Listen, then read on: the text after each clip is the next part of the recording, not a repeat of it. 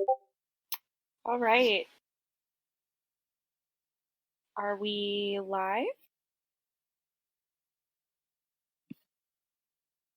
Can you hear me, Leyla?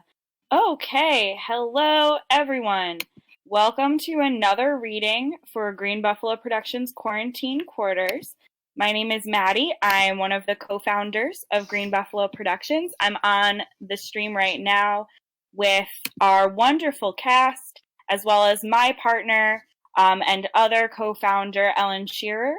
A little bit about us. We're producers, playwrights, actors, directors, the whole bag of tricks here in Buffalo, New York. And Green Buffalo Productions um, is a local theater company that started in April of 2018, and we produce local work around the area. So we're here to bring you some new plays that were written within 48 hours last week, with a couple of different prompts that some writers really went above and beyond. We got a lot of very whimsical plays this time around. I was very impressed and loved it a lot. So without further ado, let's move on. We also wanted to introduce you to Leyla Gentil, our board member, also playwright director. She's our first board member. We love her so very much. She's done some really great work for us and other theater companies around the community. We're so very lucky to have her. And also special shout out to Zach Hattrick, our pretty cool video guy, and also a director, playwright, and actor who's been with GBP since the very beginning. Big shout out to Leyla and Zach for helping us out with these every week, and for also everything that they do for us. In regards to GBP, I'm going to hand it over to Ellen to talk a little bit about how you can support us during this time of quarantine. Oh, yes. Thank you so much. So, yes, thank you to Leyla and Zach. I just want to make sure that I also say thank you because I appreciate it so much. All the things they do. They really don't have to do all these things, and they do it because they love us and they love working to support local theater. And if you guys want to do that out there listening, we just started a Patreon a couple weeks ago, and Leyla and I actually just prepared one of our first really cool perks that you can get as a patron.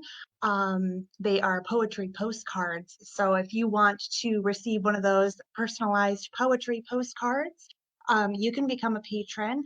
The Patreon is obviously patreon.com/Green Buffalo Productions. So we do have different levels different levels of patronage. The first level is pretty low commitment, $5 a month, and you get some neat things. You'll get a cool radio play that co-founder Madison is currently writing, and we're getting ready to release pretty soon.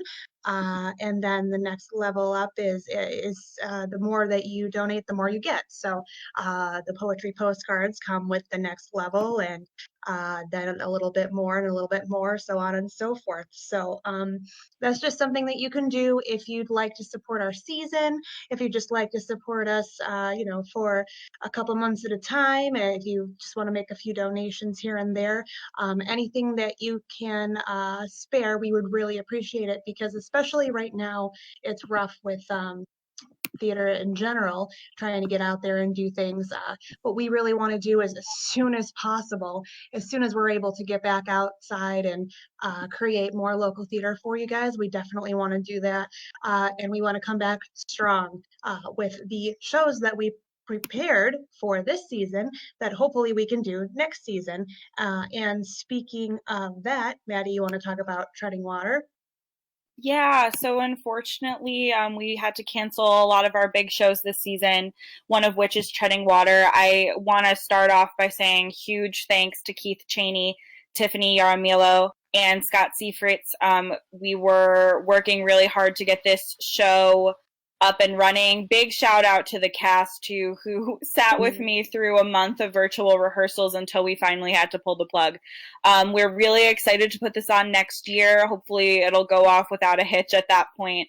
But it's a really great little show, so definitely keep up with us when it comes to summer of next year, 2021.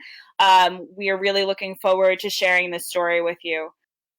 That being said, Leyla, if you wanted to talk about Wonderland.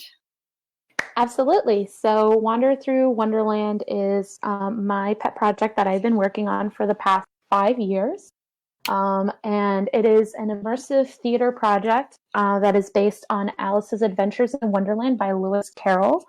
It is a great piece that explores identity and the views of oneself, especially from the point of view of a person who has bipolar disorder. We get to see through Alice's eyes and interact with the different characters of Wonderland who represent different aspects of her mind. It's a really great play. I'm very, very excited about it. Unfortunately, due to COVID, we have to push it to next season. So it will be happening in the summer of 2021. But that's okay. It'll be a little bit more time to, keep working on it, make it even bigger and better. And I'm just very excited to bring a more immersive work into the Buffalo theater scene. So yeah, definitely if you have any interest or just want to talk about Alice in Wonderland, I'm always into doing that. So yeah. Anyway, next. I think it's Ellen or Maddie. Shoot, I did it again. I was talking to you, everybody. I just wanted to talk a little bit about a project that we are working on with Liminal Space Ensemble. What we're doing is creating a concept album for over the course of the next few months about the life of Elbert Hubbard. He is the founder of the Roycroft movement in Buffalo. So this project is called Little Journeys to the Homes of the Great. So this is something really cool that we're working on because we're able to work with local musicians and a couple writers from GBP. So Leyla, myself, Madison, Zach, our pretty cool video guy, and our other good friend Deanna are writing for this project. So basically what we're doing is pairing up with each of us is going to pair up with a musician and create our own little piece to kind of tell a story about Elbert Hubbard and the movement that he created and basically his life and kind of put that piece together as a whole over the next few months. So that's going to require a little bit of fundraising as well. So again, if you think that project sounds interesting, if you want to learn a little bit more about it, or if you want to throw a couple dollars here or there at it, that'd be great. We have an Indiegogo campaign going through. You can find the information for that on our Facebook page as well as Liminal Space Ensemble page. And then we also have a logo design competition going on currently. It looks like that the competition can be done by any kind of artist. So all kinds of mediums are accepted, but just make sure that we can digitize that into a 500 by 500 pixel space. You just have to include the title, Little Journeys to the Homes of the Great, and try to incorporate that Roycroft era aesthetic. So if you have any questions about that, if you want to learn more about how to enter your art in for that contest, please contact us or Liminal Space Ensemble, and we will tell you what to do. All right, so our next big thing is Buffalo Theater Workshop. Ellen, Leyla, and I are also moderators of the Buffalo Theater Workshop, which is a group of local professionals. We critique new plays and new works to get them ready for production. So our next Buffalo Theater Workshop big play is going to be The Irish Vessel Timeline by Justin Pope. Good friend of GBP's, great friend of Buffalo Theater Workshop. We love his work. This is a full-length piece. And all of Justin's stuff is pretty wacky and out there. And I've had several people asking me about this show and how the synopsis sounds just like exactly like the kind of show they'd want to do that are coming to this reading. You can join us on our Facebook group to get that synopsis and all sorts of character breakdowns and a little bit more about what the Buffalo Theater Workshop is about and what we do. But that will be May 25th at 7 p.m. Eastern Time. You can join our Facebook event and we'll get you the link so that we can all read this play together and then give Justin some feedback so we can get this show up and running and ready for production. which is really, really exciting for him. And also generally, the Buffalo Theater Workshop takes submissions of any kind. That includes screenplays, micro screenplays, one acts, musicals. I sent in my 5-minute short play. We take any kind of script that needs to be punched up a little bit, or even if it doesn't have an ending yet and you're not sure where it's going, the Buffalo Theater Workshop is here to help artists finish their work and become produced and successful, whether it be with GBP, another theater out in Buffalo, or getting it ready to send out to festivals around the country. I know personally my work, I've sent to the Buffalo Theater Workshop. I sent out You and Me before GBP put it up in March of 2019, which was our first full-length show. And I sent in my 5-minute play, The Woo Girls Lament, and that's being premiered in Texas once COVID-19 is over. Houston, it's going up for the first time. So the Buffalo Theater Workshop is seriously, coming from me, like, it is a great resource. It's really helped me be a better writer and has helped my work move on to bigger and better things. All right, Eylyn, do you want to talk about Human? I sure do, since the deadline is coming up very quick. Our first deadline for What It Means to Be Human is coming up on May 30th. So this show is really cool. A fun fact that Maddie and I actually met doing a show that is kind of similar in form to this show called The Vagina Monologues. I'm sure some of you listening have heard of it, have been in it, or have seen it. Where the show speaks to violence against women. What we wanted to do was take that idea and make it a little bit more inclusive. That means making it more inclusive in the way that it's crafted, and making it more inclusive in the way that it's performed. So what we wanted to do is make sure that the Buffalo community was able to create that show for together, form it in order to make it. Oh, it looks like Eylyn popped out there for a minute. Am I here? Oh, there you are again. Never mind. Sorry. I think I was just trying to make sure that the slideshow was moving. That might have been my bad. I hit play and then I hit unplay. So otherwise known as pause, folks. Anyway. So for this show, What It Means to Be Human, again, we wanted to be a little bit more inclusive and talk about all kinds of oppressive topics, topics of oppression, written from the perspective of those who have actually experienced those things. So we're accepting things like poems, monologues, spoken word, dance, music, short stories, short plays, visual art, basically any way that you guys create. We want to be able to include that if we get it. We want to put it together, all together. And so the deadline for that is coming up, what is that, next week or 2 weeks from now? So the 30th, 2 weeks from Saturday.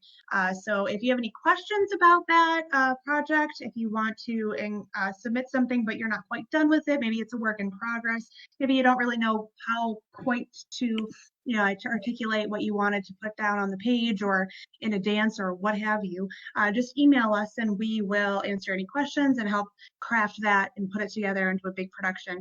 We're hoping to put this up in the next couple of years, again, pending if we can ever go outside again. So let's make sure that we together to talk about very important things that are that affect a lot of different people. We want to make a difference. Should be mentioned that the proceeds for this show will go to a local charity. But yeah, if you want to submit anything to that, please do. greenbuffaloproductions@gmail.com. Maddie, you want to talk about Comedy Queen? Yes, I do, to bring up the room a little bit more. We have our good friend Rachel Tsari is hosting our Green Buffalo Productions first ever Comedy Queen competition. And what that means is anyone who considers themselves female can come on down and test out if their 5-minute tight set, their tight 5, if you will, as they say in the biz. They can test it out and try for the crown. We actually have 2 crowns. We have 1 crown for what we, the judges, the GBP board, that's me, Leyla, and Eylyn, we have a crown, and we will be judging on a rubric kind of scale. The Green Buffalo Comedy Queen. Hopefully we can make this a thing that happens more than once so that we have multiple queens, multiple years. But we also have a prize for the audience favorite. Audiences can vote for their favorite comedian or set, and they will become the Duchess of Jokes as we have it right now. There's also a cash prize. Right now it's sitting at $100, and we still have a cup, and that's cash, people. That's like, we're not joking around, even though we're joking around because it's a comedy contest. But that being said, we do have some slots still available for July 29th. Hopefully we can do it at Perks at Horse Feathers over on Connecticut Street. But with the current climate, we, the board, are working on a workaround for that if that can't happen by July. So hopefully we'll all be able to get together and laugh together soon. But if that's not the case, Green Buffalo is going to do everything they can to bring you some joy and laughter through the internet if we have to. But that's the Comedy Queen. If you have any other questions or if you're looking to perform, please email us at greenbuffaloproductions@gmail.com, and we'll get you some info on how to sign up for that and also how to become an audience participant.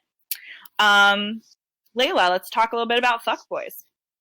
Absolutely. So this is a show that I was directing and will be directing. I was supposed to go up in March, but unfortunately circumstances happened, and then COVID happened. So now we are hopefully putting up the show in August. The Museum of Fuckboys, written by Justin Karcher, is an amazing piece. It basically follows one man who is a fuckboy, surprisingly, and his different interactions with the women in his life. 3 different women, and how he either learns or doesn't learn from these relationships. It's an amazing cast, and I think Michael is actually watching, who's one of the actors in the show. Hi, Michael. So yeah, I'm very sad that we had to postpone it, but it's okay because it's going to be coming up sooner rather than later. So yeah, if you have any interest, definitely let us know. We will have more ticket information going up on our website once we can finalize dates and everything, especially with everything that's happening right now. But hopefully that'll be happening in August. So yeah, I believe it's Eylyn.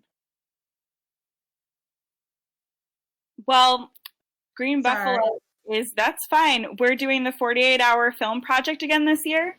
The 48-hour film project has really grown in Buffalo a lot in the past couple of years, and hopefully, again, a lot of this is pending what the COVID-19 status of New York State is going to be and what the official 48-hour film project decides. But we do plan, and we are registered for this year's 48-hour film project. If this is something that you've heard of and wanted to do, or if you've never heard of it and it sounds interesting, please email us at greenbuffaloproductions@gmail.com. This is definitely a all hands on deck sort of production. This will be my 5th or 6th year doing it as a writer and an actor, and then my 2nd year as a producer along with Eylyn and Leyla. We're really excited about it. It's a really hard 48 hours, but it's so fulfilling. You walk out with this finished product that you can be so, so proud of. And then they do this fun red carpet screening where you get to take pictures on the red carpet. It's the best time. And then you get to watch everybody else's movies and see who moves on to the national competition, and then from there, the international competition. So if you're interested in doing that, please send us an email. Hopefully we'll be able to do it this year. If not, we already have a slot for next year because that's the way they're doing credits. So we're really excited about it, and can't wait to get back to making film. Again, super special shout out to Zach Hattrick, our pretty cool video guy, who will be working on this project with us as well. Elle, you want to talk about Spooky? Yes, hopefully we can do it. Yeah. We keep talking about all of these things like, oh, well, you know what? Let's maybe just pretend this whole bit didn't happen and skip to a year from now. But hopefully we can do Spooky One Acts at the end of this year in October. What we do every year is this cool little play festival that's Halloween themed. It's usually pretty wacky or spooky and wacky. So if you like to write short 10-minute plays, and if you love Halloween, like a lot of Buffalo does, we really urge you to submit your scripts to us before August 31st. That's our deadline right now. To be considered for the Spooky One Act Play Festival. It's really one of our favorite fundraisers. We just kind of have a great time with it. Hopefully hopefully we can do this at the end of October. Yeah, every year it's really great. We've had some returning playwrights. We've also had some returning directors. This year, hopefully it'll be Zach, myself, and Leyla directing in October. Again, if everything goes the way we want it to. So if you want to audition for that as well, again, it's really fun. And just email us at greenbuffaloproductions@gmail.com. If you've noticed anything that you want to know about us, just email us and it all goes to the same place and we will answer your questions. So once again, if you like any of the stuff we were just talking about, if you want to learn more, or if you just want to say hello, you can email us and we will get back to you. But without any further ado, let's move on to our first reading. This one is actually something we read last week by Justin Pope. We just had some connection issues, so we wanted to give it another go. Turn it over to Leyla. Before we start, too, we just wanted to let the chat know that if there is any audio issues or problems, feel free to either message me, Eylyn, or Leyla privately, or write it in the comment section so that we see it right away. We're on another server and we're about 10 seconds behind you guys, or in front of you guys. So if there's something that's like not working on the live, please let us know so that we can fix it as soon as possible. Cool. Now, Leyla, I'm sorry. I just wanted to. Sorry. Thank you. It was something I remember to do, and then I was like completely forgot to say that. So thank you. No worries. It's totally fine. So we're going to be getting started with LAUNDRO'S Mismatched Plight, written by Justin Pope. We have Laundro being played by Nolan Miles, and we have Matt being played by Brett Brohman. I will be reading the stage directions. I'm Leyla Gentil. So let me just make sure I got my friends ready. They are ready. Okay, so we are going to get started. Hello. How's my audio? How's my level? Sound great. Okay. Hey, Nolan. Okay, so we're going to get started. A bench in the middle of a laundromat. Laundro is sitting with his head in his hands, obviously upset, a water bottle by his side. Matt enters with a basket filled to the brim with random mismatched socks. Oh, man, dude. I think I really hit the jackpot today. Did you now? Yeah, brother. Free socks up the butt over here. And all after a journey through... Oh, shit, I'm so sorry. I didn't even acknowledge your sad, sad state. You all right, my man? I'm okay, thanks. Rattle me about your jackpot here at the laundromat. No way. I can't leave a sad soul unattended, man. And I'm not going anywhere or talking about anything related to my jackpot until you spill the beans. You aren't my therapist. You're a stranger with a basket of socks. I could be a therapist. I've got a degree. Is that so? What in? Criminology and a minor in fine arts. Okay, sure. Impressive. Name's Matt. I'm Matt. Please. I can't leave a weary soul unattended. Oh, all right. Matt, I'm Laundro, and I am plagued by portals. You are? All of my laundromats have been hit with laundry portals, and it's completely ruining everything. I've toiled, and I can't find a single way to get rid of them. It's like half of all the doors to the washers and dryers in my laundromats open to the laundry dimension instead of a damn washing, spinning tub. Portals out of nowhere. You, what? But... Are you having a stroke? I'm flabbergasted. You don't like the laundry portals. Absolutely not. How could I? How could you? How couldn't you? They're portals that lead to a dimension of awesome free clothes. Do you see how many socks I was able to grab from there? And are any of them part of a matching pair? Well, yeah. Check. Go ahead. See just how useful your jackpot is, Matt. Matt looks through his basket of socks. Well, I guess they really aren't. Oh. But, you know. Woe is me. Of all the places for portals to open up, it's my laundromats. And even when it's an incredible scientific breakthrough, the portals are useless. All mismatched clothes, all ruined washers and dryers, all stealing away. Hey. These aren't useless. Dude, I don't see the huge deal. What's the problem with wearing mismatched socks? Landro gives Matt a stone-cold glare.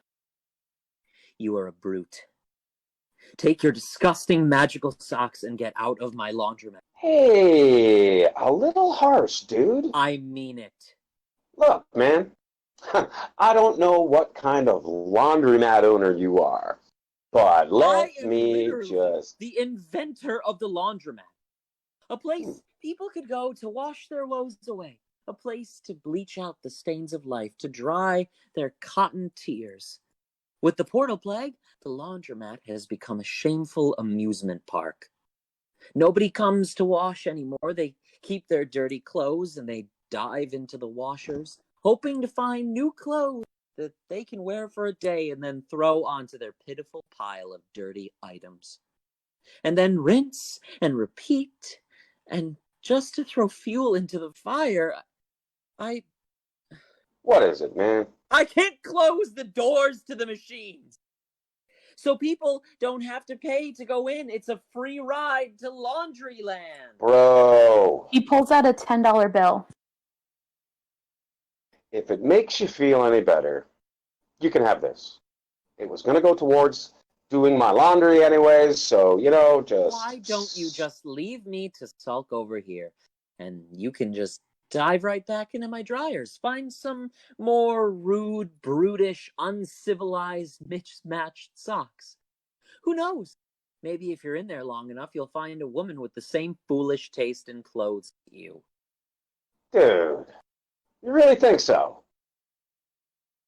Matt, how are you feeling? Have you eaten something? Are you thirsty by any chance? I mean, I'm a little parched, but, Get out of my laundromat! All right. Whew, some laundromat CEO you are, throwing a shit at your customers. Customers pay! I offered you $10. Look, I think you're looking a gift horse in the mouth here, Laundro. Look at all these people these portals have brought here. Again, customers pay. Nobody here is paying. Not my point. Maybe if you keep your head out of your hands, you'll see what I mean. Matt takes the basket of socks and places it on the bench. He pulls out 2 socks. Look, Laundro, what do you see here? What do you see in these 2 socks? Mismatched, asymmetrical, against destiny itself. Forget all that. What do you see with the sock? It's a yellow sock with angry ducks gripping a mug of overflowing beer. The other one has a variety of wine bottles and what looks like ray guns from a cheesy science fiction film. Well done. What about these? A sock with flaming meteors falling towards the earth. A sock covered in a slaughter of swirling colors. What are you getting at? This entire basket is full of mismatched socks. It's true. But they don't need to be matching to complete each other. It's the feel of the sock's design that brings us joy. To some, matching socks represent unity, harmony, etc., etc. If you look closely, mismatched socks give us an even stronger look on harmony than matched socks. Two different socks, two different soles, coming together, setting aside their differences to create something beautiful. What does that matter to me? Sock art isn't bringing me any profit. And that all depends on your definition of profit. Dear Lord. Maybe none of these people are really doing their laundry. Maybe nobody here is giving you any of the cash. But that's the financial profit. How important is that philosophical profit? In a community college ethics course, not important at all. In a booming laundromat business, exceedingly important. Look around you. What do you see? I don't want to play any more games. Fine. I'll answer for you. Over there, a lady is climbing out of a dryer. What she got in her hand? A bag full of new clothes from the laundry. Are they probably all mismatched? You bet. And yet, look further. Look how bright her smile is. She's beaming. How do we know those aren't the newest pieces of clothing she's gotten in years? And over there, those two gentlemen sitting on the floor, laughing their asses off. They've got a basket with thong colors. You think they came in with that? Will they ever wear those thongs? Well, it's possible. And yet, look at the joy radiating from them. A bond deepened over mysterious thongs obtained from your portals. The philosophical profit is this, my friend. The experiences your laundromats bring. These folks will still come in and do their laundry from time to time, of course. But think of the new memories they'll make at your laundromat. Your laundromats, now marked forever on the maps of their hearts. And maybe on the maps of other businesses. Maybe, just maybe, it could be possible to combine the laundromat and the amusement to create something dynamic and memorable, something new, something profitable, both financially and philosophically. Yeah, man. Yeah, now you're getting it. Matt, you should go back to school and grab a psychology degree, you fine chap, you. So all cheered up then? Not at all. What? Seeing all of the mismatch, the never-ending mismatch, the constant source of dirt, and more dirt. No matter the benefits the endless clothes has for people and profit, nothing can ever cover up the disgust I have for the lack of tidiness. I invented the laundromat to help people stay clean and organized. The act of washing your clothes kept the people civilized and sparkling. It kept outfits coordinated, colorful, and presentable. This is the act of throwing on random articles of clothing and never washing them again. While I understand that some people will continue to tend to their tidiness, it is clear that the ones here for amusement and portals will continue to be encouraged to remain filthy and uncoordinated. Then that's their problem, Landro, not yours. Come on, dude. Just start charging fees for entering the laundry dimension. It ain't that hard. It's like you spent so much time trying to get rid of the portals that you never even bothered to think of how you can make use of them. How can I make use of the laundry dimension if it means supporting filth and terrible mismatched outfits? We're getting nowhere. It's just circles with you, dude. I don't know how to get through to you. I mean... You can't. And you won't. Face it. I can choose to charge for entering the laundry portals, but in doing so, I would be supporting the very bane of my existence. The very thing I hate most. I am in shambles. The laundry dimension isn't... It's not that bad. I mean, yeah, there's a bunch of laundry just thrown everywhere from us, but, well, we can... Thank you for your attempts at a resolution for me, Matt. Sincerely. But nothing will get through to me. As long as that filthy dimension exists and those portals stick around on my machines, I will remain a miserable wreck. I'm sorry, man. Mr. Laundro guy, I had this itching feeling you and I would complete each other today, and we'd both be content with how this whole thing turned out somehow, you know? You and me, Matt and Laundro, and Matt, and I only just met a moment ago. You really felt that kind of connection? What, you didn't? I felt no such thing. Wow. This astounds you? It hurts a little, to be honest. Well, I'm sorry, Matt. It's all right. So, what are you going to do now? I've not a clue. Sit here and dwell in my sorrows for a while? Try and fail to close some more portals? Ultimately, just head home defeated? Yeah. Head home to the wife. Do some exciting activities with her, like, folding dress shirts or ironing your ties. Please.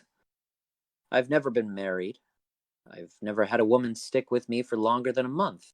Ah, jeez. I'm sorry. Didn't mean to, like... You lonely at all? What? You just seem like a lonely guy under all that suit. Okay, criminology major. No need to examine my love life, is there? It doesn't seem to be any of your business. Oh, to super pry. Just trying to be a nice guy. Help you out a little, since I couldn't fix your portal problem. You could come over, to my place. It's just a little apartment, but it's cool. I've got, party lights strung across the living room. Used to use them in college, man. It was the thing. So I kept it. Make sweet lighting, different. PS4. We could watch a movie or whatever, man. I'm all right, thank you. Okay, that's cool. I just kind of figured you might want some company. You can stop patronizing me now. All right. I'll get going. He picks up a sock basket and starts to look through it. And in the middle of it, Matt spots something. Woo-hoo-hoo! How did that get in there? Oh, hey, man. I have an idea. Do you now? What's that? You ever go inside the laundry dimension yet? I took one peek, saw the chaos within, and decided never to look again. Ever think you can clean it up? What? Go in there. Find some matching clothes. Really tidy up the place. Maybe even extend the business hours into there, Maybe you'll find some things you'd really like in there. Balderdash. I'm not taking a single step into that pigsty. Laundro. Hear me out. If you don't want to make the portals into amusement parks and little fun, but maybe you can make the portals into your laundromat. Another business proposition. Go ahead. I'm open to any and all suggestions at this rate. Let's go. Right now, you're coming with me. Unhand me. What is the meaning of this? You and I both hit the jackpot today. We're jumping into that laundry dimension, and I'll show you what I mean. How about explaining yourself first? You'll see it when you dig a little deeper, Laundro. The mysterious place you think is made of just mismatched socks, clothing actually has more to it. Trees with dryer sheets for leaves. Oceans full of lavender-scented detergent. And the birds, they sing the tune of many a dryer's timing going off. That's not true, is it? Ooh. How could such beauty and such elegance dwell in a place filled with discourse? Because that's life. Life has always been an incomprehensible combination of harmony and chaos. And in the laundry dimension, it's all the same. But there's so much more there to take in. And if your way of life revolves around laundry, then it's gorgeous. Preposterous. How is it possible? It's like a land made for me, a place for me to accomplish something. I could venture there, clean it up, and build more laundromats. Hey, perhaps further clothing stores, boutiques. Changing rooms and strip clubs. Changing rooms and strip clubs. Why can't women stick with you, Laundra? You're a cool guy. Clearly successful, too. None of them have ever understood my passion for laundry etiquette. We go on a date or two, and suddenly they're sickened, which is ironic, really, since I'm the cleanest man they'll ever meet. That much is clear, dude. When you're faced with adversity, such as years of loneliness, you must find the comfort in where your passion lies. So the more women leave me, the closer I get to my laundry, my only solace, as out here, there really is nobody for me. You're like a mismatched sock. Huh. Don't you think maybe you could meet your match in the laundry dimension? It's time you stop thinking about health of your laundromats and you start focusing on the health of Laundro. Matt, why are you doing this? What do you have to gain from staying here and trying to help poor, woeful me? Maybe I'm actually focusing on my own health. Maybe I need to do a good deed to make myself feel like a much better person. Maybe I needed somebody to join my party and take the dive back into the laundry dimension to go exploring. And maybe you seemed like the perfect character for my character. You are unpredictable. Well, we did just meet only a moment ago. Can't expect to know me all the way yet. I suppose so. You ready to go? I might be. I feel a bit on edge. You don't strike me as someone who feels fear. You're like a sturdy businessman. Just keep thinking about the business you could be making in there. The character you could be building in there. The new life you could be creating for yourself. And for others. The people you'll meet. The scenery you'll discover. It's a new world. But it isn't as scary as you might, I get it. You know what might help? Why don't you reach in there and tell me what you find? It'd be like putting my hand into a box of spiders. Trust me. You might find more than just profit and character development in the laundry dimension. You might find something more suitable than you'd expect. Landro hesitates and then reaches into the basket. His eyes widen as he finds something unlike a sock. He pulls it out and holds it up. It's a sexy, lacy piece of lingerie. Well, let's dive right in then, shall we? Woohoo! The end. Yay, thank you guys so much. That worked out great. Okay, so we're going to be going to the next play, which is I Can Feel It. I Can Feel It. I Can Feel It is, on the wrong channel, is written by Alyssa Grace Adams, somebody who we had as a wonderful actor last week. And we have Maeve being played by Kelly Hobbins and Ara being played by Sara Henderson. And I will be reading the stage directions. Before we jump into it, I just wanted to give a special shout out to a couple of people who are now Patreon members for Green Buffalo Productions. we have our good friend of GBP, Catherine Schwebka, who donated earlier this month. And then last week we had 3 people, Ryan Schlia, Shawn Lewis, and our friend Wayne Conover from our last 48-hour film project, who are all new Patreon members as of last week. If you guys want to join us on Patreon, $5 goes a long way. We're really excited to get new people, and you'll get a special shout out on our super fun, very great quarantine quarters readings that we've been doing these months.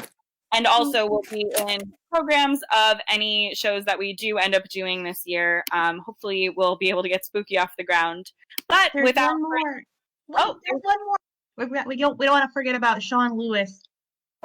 Oh, I thought I said Shawn Lewis. Shawn Lewis, Oh, did you? I'm sorry. I thought I did, You but might if I didn't, special shout out to Shawn Lewis if I forgot about you. If I didn't forget about you, also a special Shawn Lewis shout out. That was a lot of S's in one little spot right there. That's the Okay. next writing from. Okay, moving on. Sorry. Moving on. So we're going to be reading I Can Feel It by Alyssa Grace Adams. Thank you, Kelly and Sara, for holding for me. I'm just going to double check to make sure you guys are unmuted. You are. All right, let's jump right into it. So lights up on a rather ordinary clean bedroom with Maeve in the center of the room and Aura slightly back by the window. It is eerily quiet for summertime at dusk. No bugs buzzing or chirping, no fans spinning, not even an audible breathing from the girls. Aura's cheeks are puffed up a bit by the air she took in while beginning to hold her breath moments before. Maeve appears like a statue with a stern look until she only moves her head to intently survey the room. She has a black drawstring pouch looped around her wrist. Aura flails her right hand and starts to bounce on the balls of her feet. Maeve stops her gaze on the nicely made bed with a thick comforter folded at the bottom of it. Aura obnoxiously stops holding her breath and inhales. Maeve rolls her eyes. Can I talk now? You just did. Oh, so I did. Can I please keep talking? Not unless you're 50 feet away from me. But why? I need to talk. It's bad enough that I had to be still. You were moving the entire time. I need you to be quiet right now so I can find my necklace. My need is more important than yours. Well, I don't see why I have to be quiet for that. It's not like you're looking for a scared kitten's cries. Unless... Wait, did you enchant it to meow like a kitten? Wow, that's so smart of you. Why didn't I think of it? Oh, wait, I just did think of it. Wait, did I? Oh, now I'm confused. Did you get your talking fix for the moment? I need silence. I don't think I can do that. I don't understand why I have to. Is it to hear the meow? Silence drowns the sound. Uh-huh. Okay. No, I can't pretend to get it. Okay, just listen this time. Like, really listen. Silence drowns the sound. Aura stares at Maeve blankly. Fine, I'll break it down for you. Always hear the sounds of the universe. They're constant. When we speak, we're only adding to that. Our voices become echoes, and those attract even more noise. By being quiet, we dampen some of that chaos when it gets to be too much. But if we drown out the noise, won't we be drowning out the kitten cries from the necklace too? And then how are we going to find it? This is going to be hard to hear, but the necklace is not enchanted to sound like a kitten. Aura gasps, and Maeve affectionately passes her cousin's back. When we get rid of the noise, that allows me to focus on my feelings, my intuition. I have a strong connection to my necklace, so I can sense when it's near. It's in here, I know that much for sure, but because I can feel it right in my core. Stupid Casper, stealing my shit and No, wait. I don't mean shit. That's disrespectful to the precious heirloom my necklace is. Oh, hell. Aura, please don't tell my mom I said that. Huh. Said what? Aura, were you listening to me? Hey! Maeve snaps fingers right in front of Aura's face. I was listening, and then I stopped because I was imagining that the necklace actually does meow.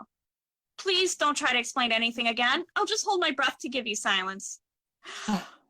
Don't bother. You fucked up the mojo I had going. It'll take me forever to recenter myself in this environment. No plants, no candles, no cats. A witch could never survive in this shithole. I don't know how I ignored it when we were dating.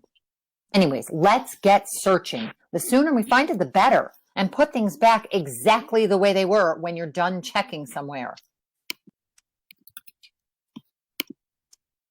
Aura absent-mindedly spins around the room. What does this thing look like again? This thing is a family heirloom that has been passed down to every firstborn girl throughout the generations since the existence of the bloodline on my mother's side. It was created, forged, and enchanted, and by... it's a violet gemstone with a gold setting. Ooh, it sounds pretty. You don't remember what it looks like? I've worn it every single moment of my life since I was 13. Until a week ago when it was stolen from me. And it feels like I'm missing my heart or something. Maeve kneels by the bed quietly for a moment, closing her eyes, and then shimmies her body all the way under, spreading out her limbs like a starfish, only to grab dust bunnies. I think I hear someone. Maeve coughs and slowly gets out from under the bed, struggling a bit. When she reemerges, her black shirt looks like it was painted with dust. She looks at Aura. I hear someone, like far below, in the basement, maybe. I don't hear anyone. And I don't feel like there's the energy of another person around. Sorry, sugar, but I think we both know it's better to trust my gut. Ew, don't say that word. The G one. Oh, right, my bad.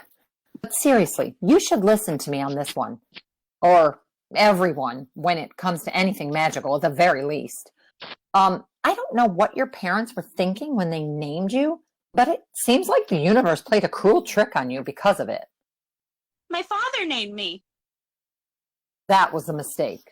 But it makes sense. Aunt Lorelei would never. I have a very nice name. Maeve goes over to the desk and turns on the lamp.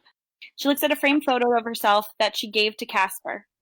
Her face wasn't cut out or scribbled on, the glass perfectly intact. It makes her want to smash it. Aura walks behind Maeve, peers over her shoulder, and smiles. You look beautiful in that picture. Now, where was this before? You said we have to put everything back exactly, right? Maeve nods and puts the frame back in its place gently. She starts rustling through the desk drawers. She empties out notebooks, pens, and loose paper, then returns them. No necklace. I can feel it. Oh, Aura, I miss it so bad. My precious necklace, my precious. Aura in your looks pouch? through the dresser. What's in your pouch? You'll know when I find my necklace. How will I know? I'll tell you. Oh, I see. Well, I will see. Or hear. I will hear. What is wrong with you? Aura stops looking in the dresser to look directly at Maeve with her big eyes. I've taken psychic damage. Aura Explains a lot. goes back looking through the dresser. Explains a lot. Hang on. Wait. Which psychic hurt you? Was it that psychic bitch Cassandra Sinclair Van Adder? Because I already owe her a curse, but now I'm going to make it especially nasty. Yeah, I'll... I made it up. Isn't that so funny? Well, I've already made up my mind about Cassandra Sinclair Van Adder. She's such a snake. Which is kind of disrespectful to say. The actual snakes, I mean. So when I finally get to curse her, it's going to be major. Oh, makes me smile just thinking about it. I found a shoelace in the bottom drawer under all the clothes and in a corner. Sara holds up the shoelace that is colored with a red-yellow gradient. But it's not your necklace, unless it's disguised as a shoelace. Oh, that's Casper's lucky shoelace. He's had it since he was 6, apparently. I don't really believe him, though, because even a couple months ago, he was struggling to tie his shoes.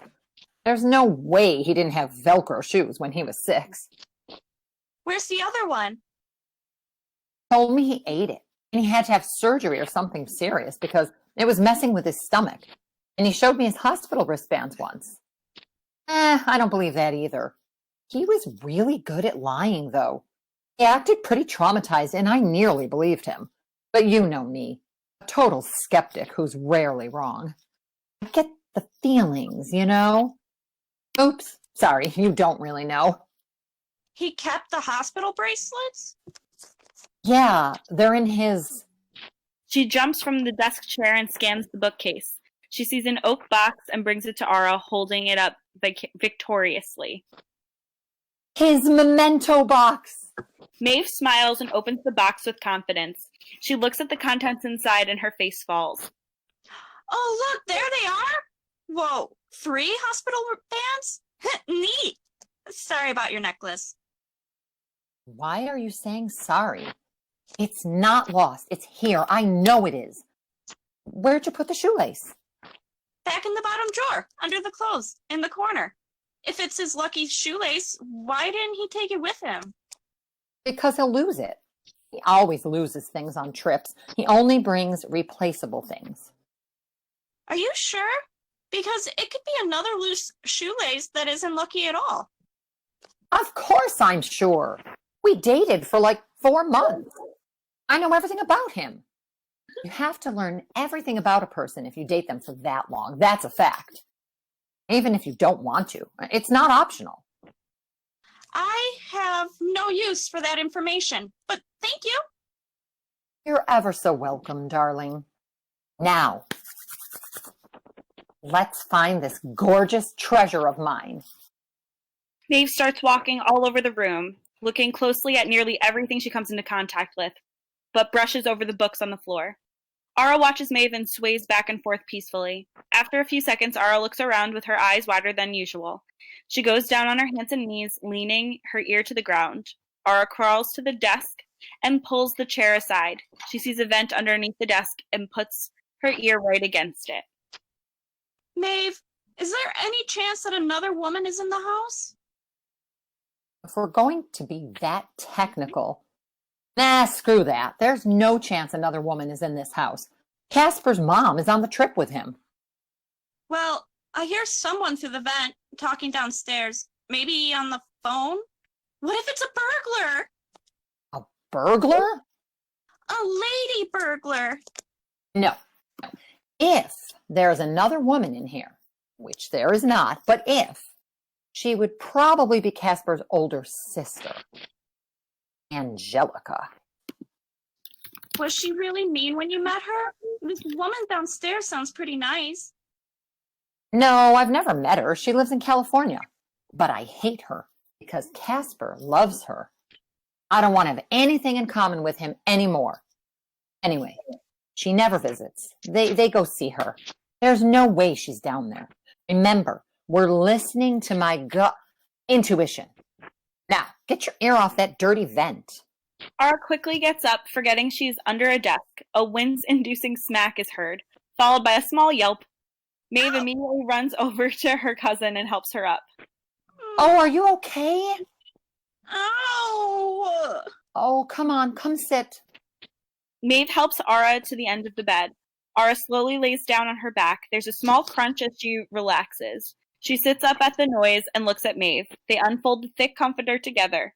Ara recoils at the sight. There's a small skull that's upside down containing the amethyst necklace, its gold chain overflowing. A part of the skull is slightly concaved.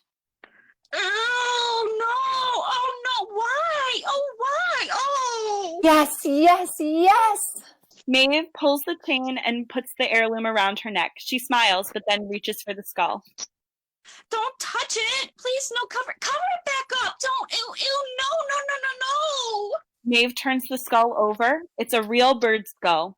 She opens up her black pouch and takes out a similar-looking necklace to her own and places it in the skull carefully.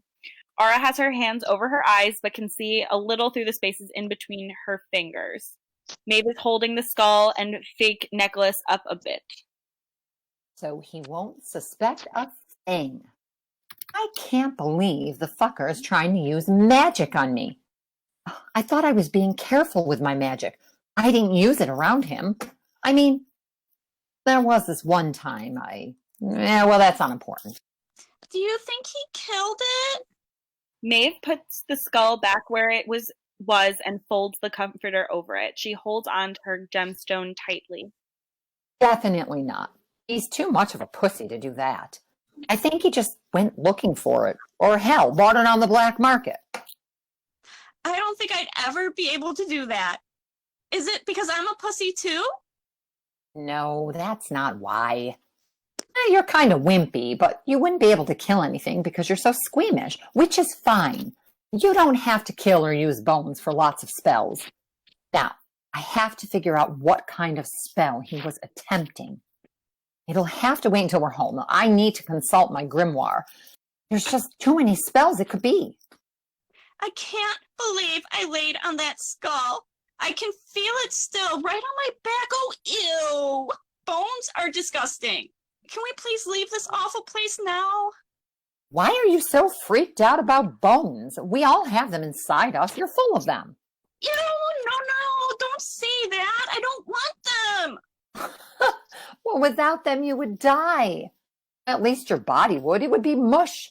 You'd be a mass of organs and blood and guts.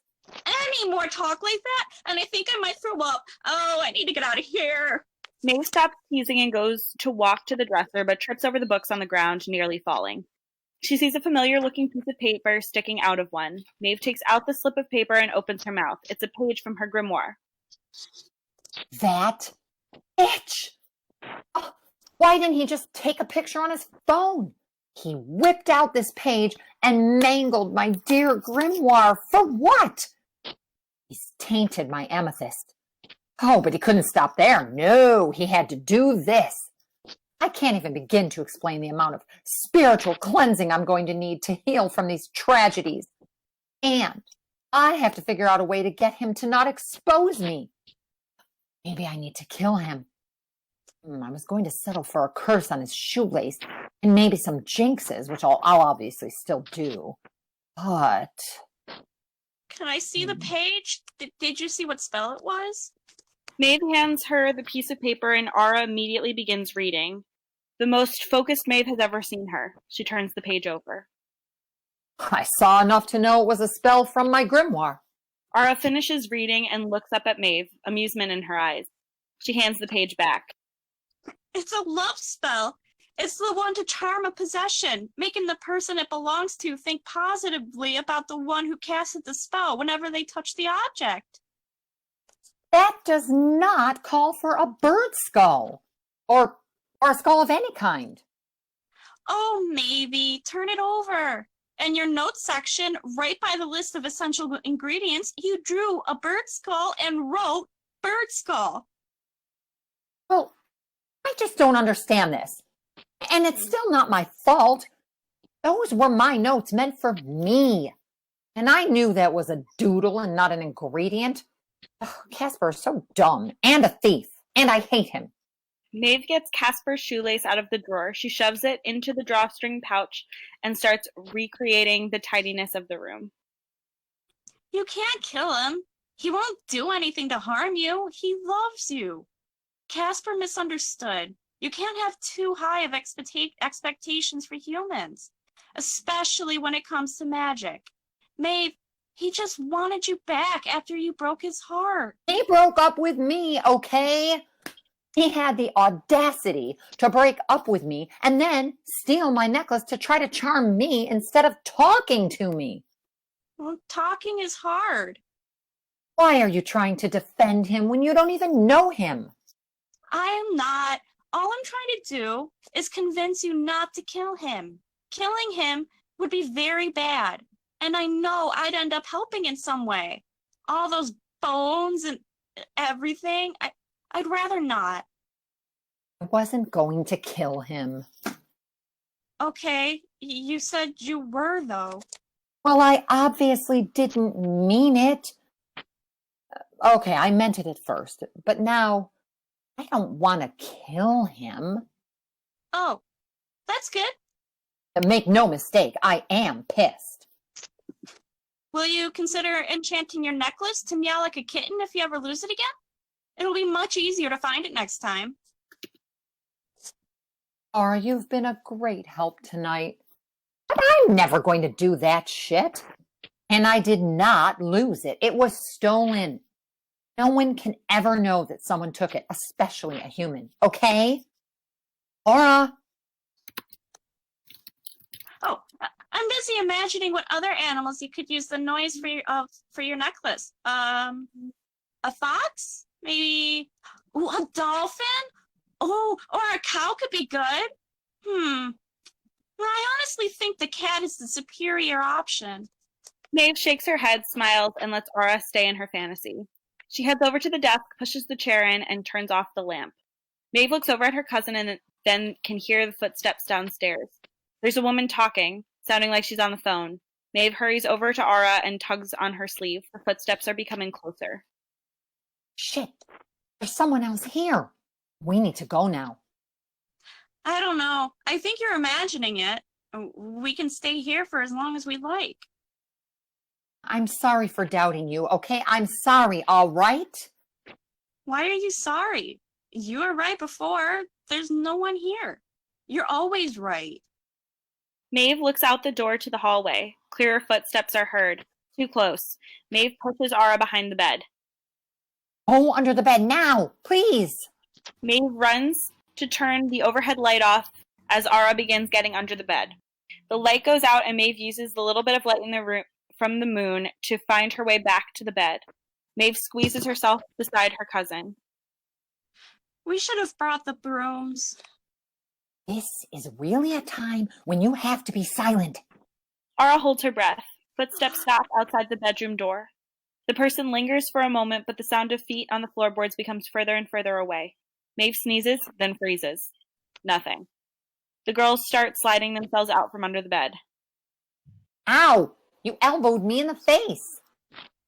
That was an accident.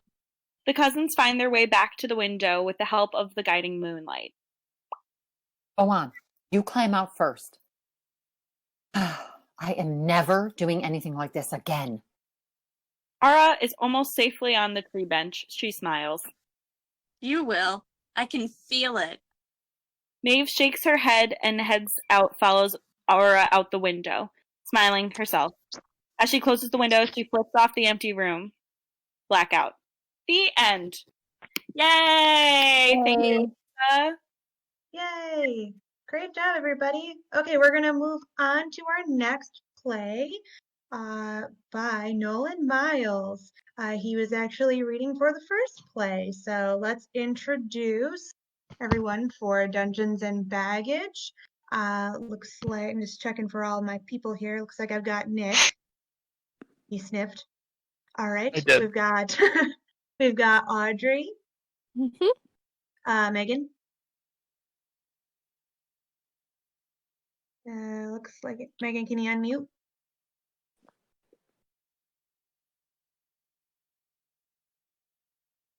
Okay. Can you hear me, Megan?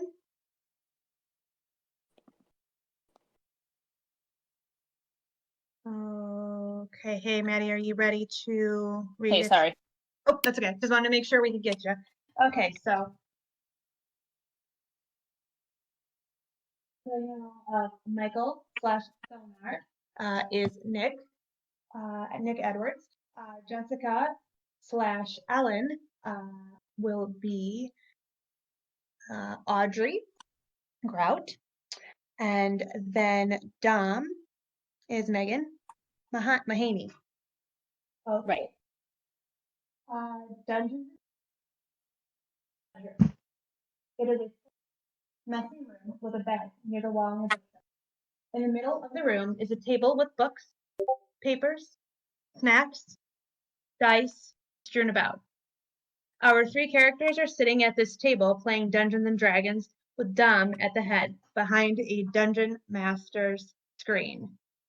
There is a backpack sitting on the floor next to Dom's chair. All right. Looks like Doug isn't coming, so you're down a rogue.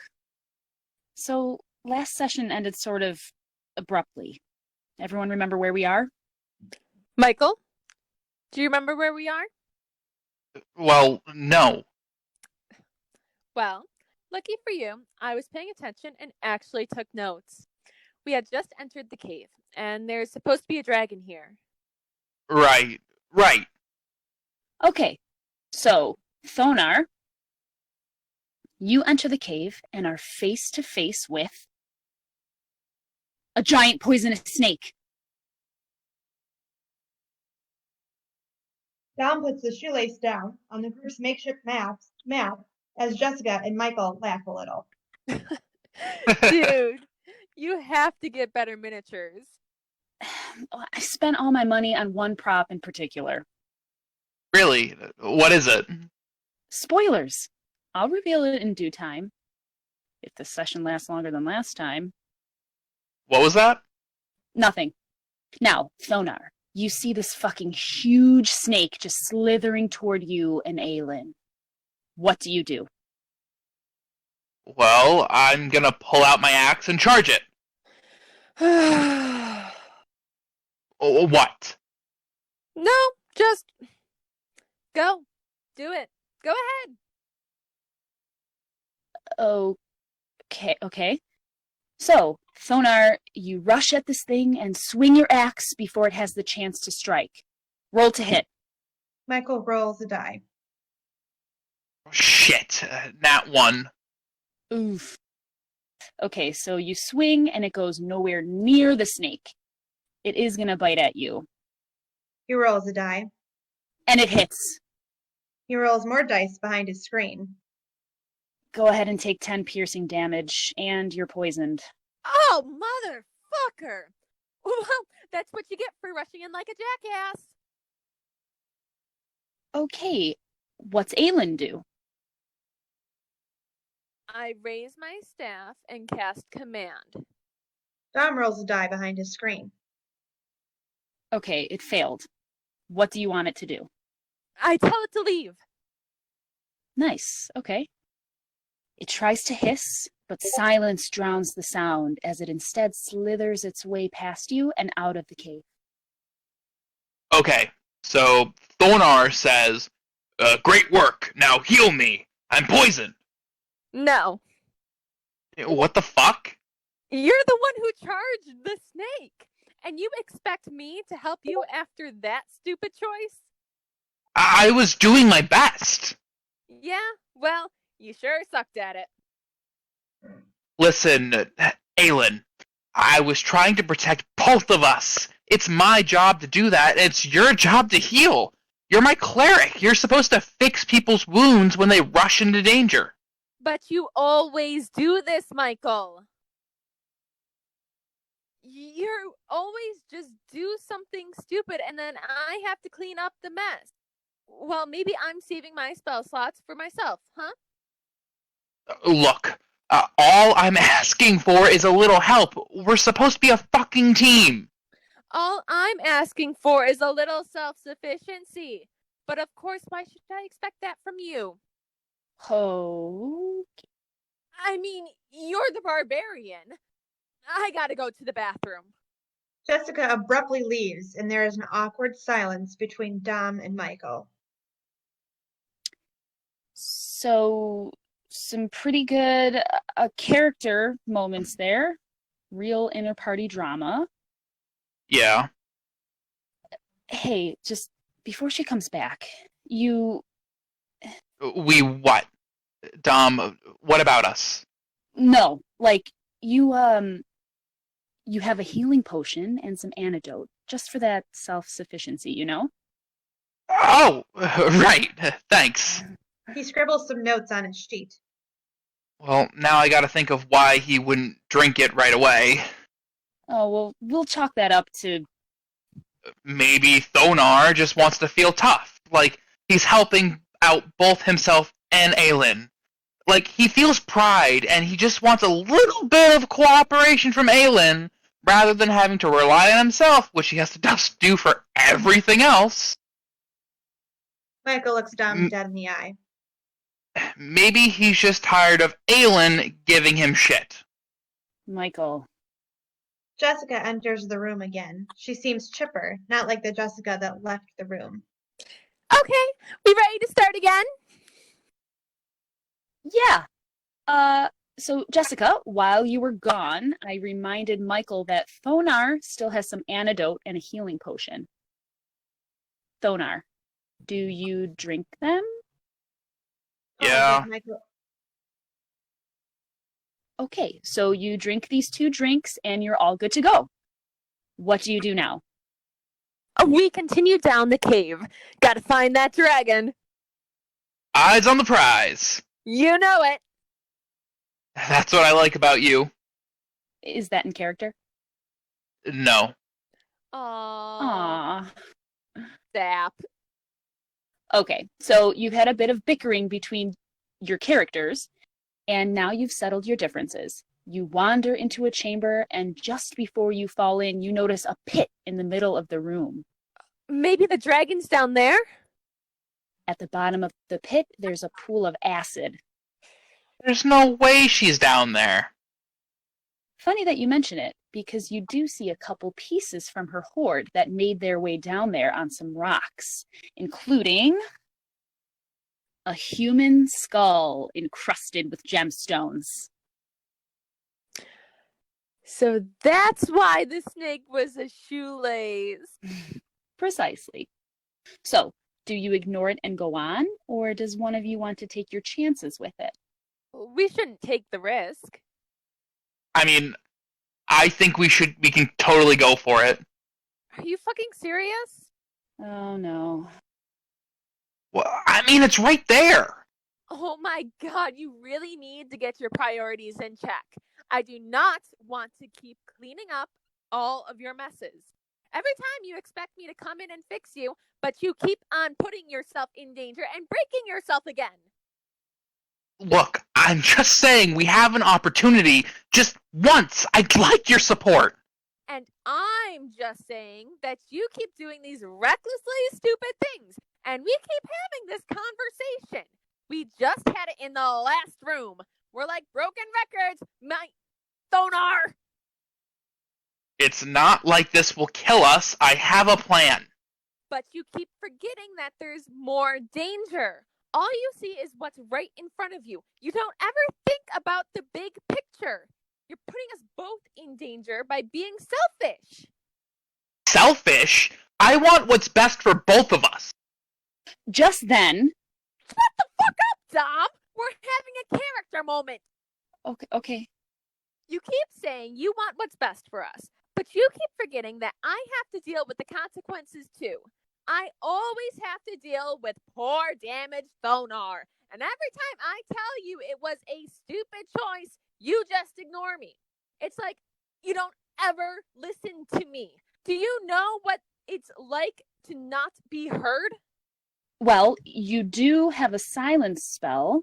Michael and Jessica both give Dom a look, pause for a brief moment, then return to the argument. I think now is a good time for me to take a snack break. I'm going to go to the kitchen. But we have snacks here. Michael exits, leaving Dom and Jessica sitting there in awkward silence. So, like, what the fuck? What's happening? Oh, right. Sorry about that. It's no problem. But are you okay? Yeah, I'm totally okay with the campaign. That's not really what I... It's just, you know, I'm really getting into character. Eylyn's gotta basically be a mother to Thonar, and that's not really a role she asked for. Fun fact about Thonar. He leaves his underwear all over the floor of their room at the inn. See, this is what I'm trying to... So what I think about Eylyn's motivation is that Thonar is being needy, and she just wants Thonar to get it through his thick skull that he needs to be an adult and think for once in his goddamn life. Michael enters and sits back down. Welcome back, babe. We were just going over character motivations. Cool. So back to the game. What were we doing again? So, there's a pit with acid at the bottom, and sitting on a rock in the pit is a jewel-encrusted skull. Right. So I got a plan to get that skull. Oh, God. Whatever. Let's hear it. We've gotten this far. Okay, so Jess, Aylyn has the Ring of Resistance. You want me to go in there? Well, you're the most well-equipped to handle this situation. You won't even be hurt by that acid. Yeah, but I don't even want this stupid skull. Why should I have to stick out my neck for you when this isn't even something we need? Because we are a team. That's what we're supposed to do. Fine. If you won't go in, give me the ring. You seriously think my problem is that I don't want to go in? I'm trying to look out for you. Oh my god, you just keep on yelling, don't you? Fine. You want the ring? Here's your goddamn ring. Jessica takes off her engagement ring and throws it at Michael and storms off. There is yet another awkward silence. Hey, man. Are you gonna be okay? I'll be fine. I've taken psychic damage, that's all. Dom rubs his temples as he is left alone, his session cut short. So, same time next week, then? End of play. Great job, everybody. For somebody who can never pay attention to Dungeons and Dragons myself, I could really pay attention to that play, and I loved it. I love how much is going on there. Let's move on to the next one. Who's next? I believe it is me. We will be doing Agatha. Agatha was written by Sara, Lyons. I just want to check and make sure that I have all of my friends. Agatha will be played by Kelly Hobbins. Yes. And then we have Jeffrey being played by Jack LoCastro. We have Frank being played by Nolan Miles. Lucy being played by Megan Mahaney. Len being played by Brett Brohman. And I will be doing the stage directions. Okay, I just want to make sure that I've got everyone. Brett. And just want to make sure that you are unmuted. It's going to close the door. Brett.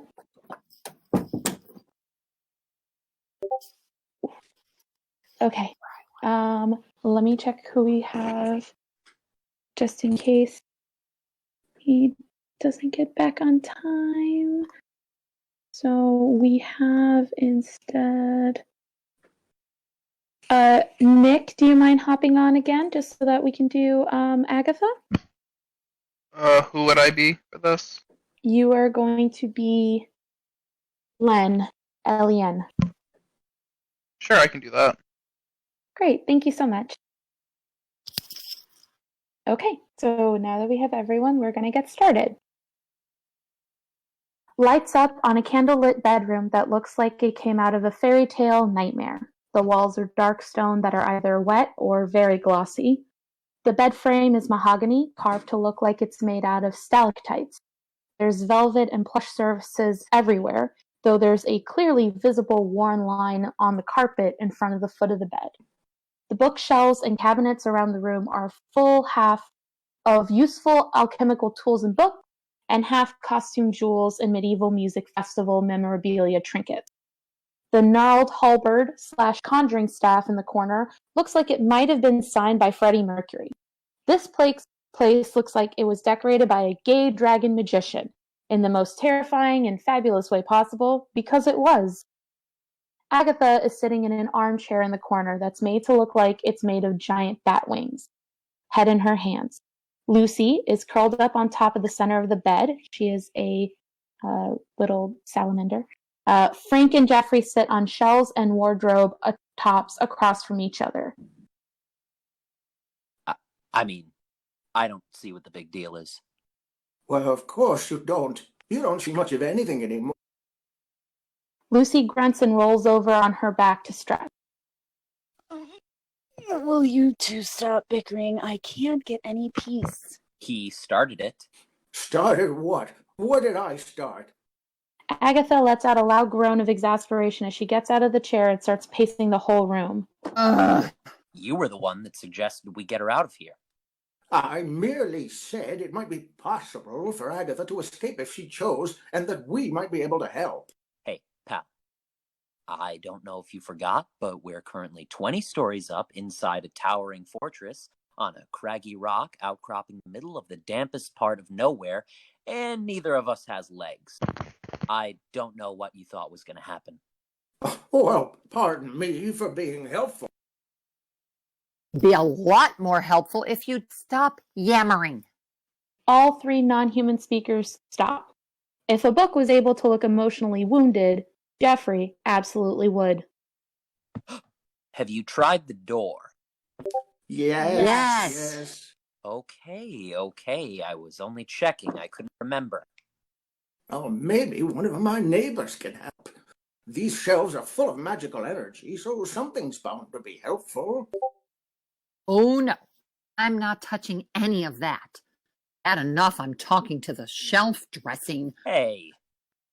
I'm not about to touch villain stuff with my own hands.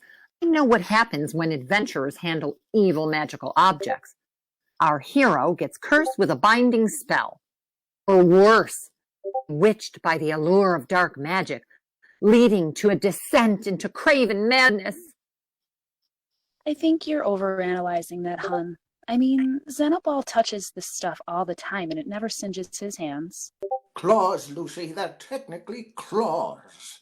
Are they claws anymore when he moisturizes them first thing in the morning and right before bed? Skincare has nothing to do with taxonomy. Lucy rolls onto her feet and stands on the bed, cat stretching. My point is that these things are harmless to touch. Almost nothing in the castle is really that dangerous, unless you want it to be. I find that hard to believe. I'm locked in a dragon wizard lair, in a monster's bedroom.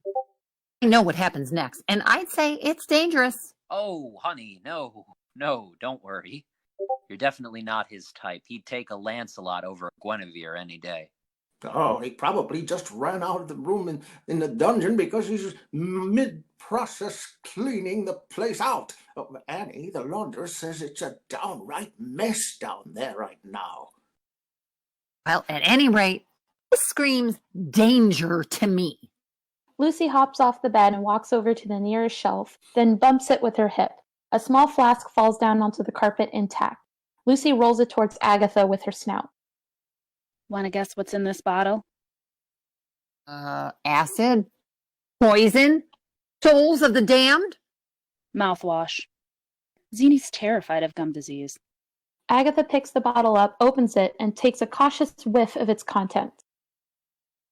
Okay, fine. This isn't dangerous, but how do I know what's safe in this room and what's not? Well, that's what I'm trying to say. We can help you. There's only two things I can think of that we should avoid, and I doubt that you'll need them. Agatha puts the bottle back on the shelf, using a sleeve to wipe away any residual fingerprints on it.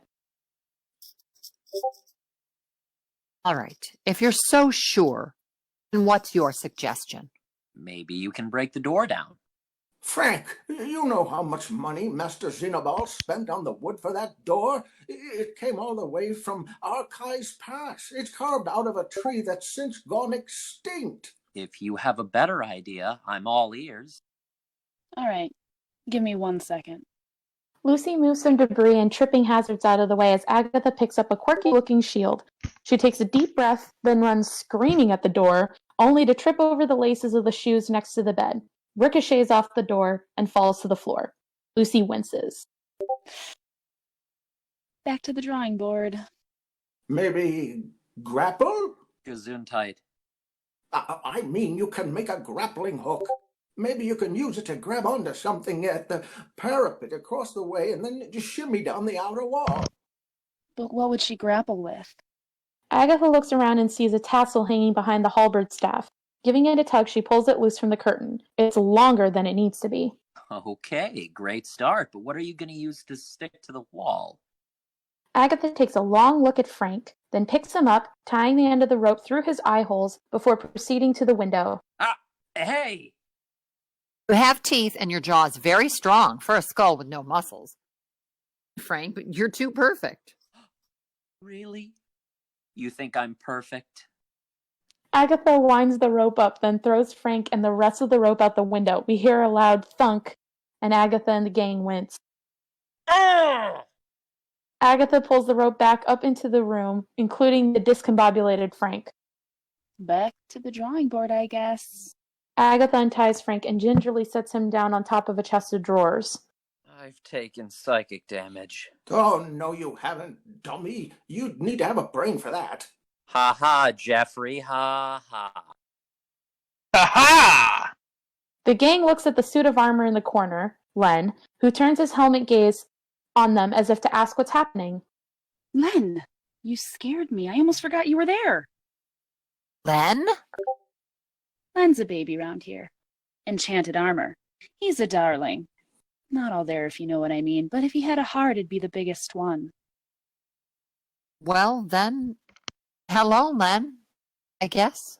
She takes Len's gauntlet hand and shakes it and accidentally pulls the hand off. Len doesn't seem to notice, and she puts it back on. She looks at him for a moment before sighing and collapsing onto the bed. How'd you even end up here, honey? We're a little out of the way for human types up here. It was coming from my friend, Meg.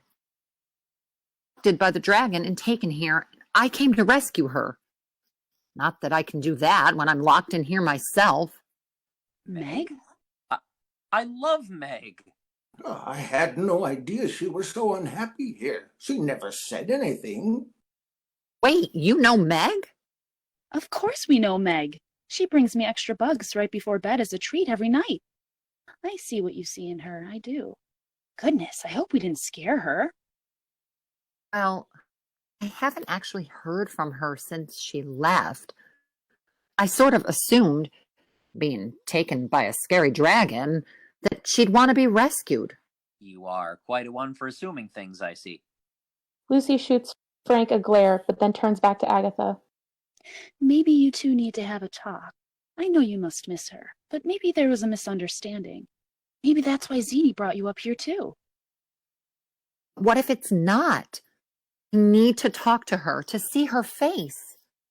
Well... All eyes but Len's turn to Jeffrey. There may be more than one way to get you out of this room, but it's hard and it might backfire. Anything to see her again. What do I have to do? Jeffrey opens his book pages, flipping through his own pages.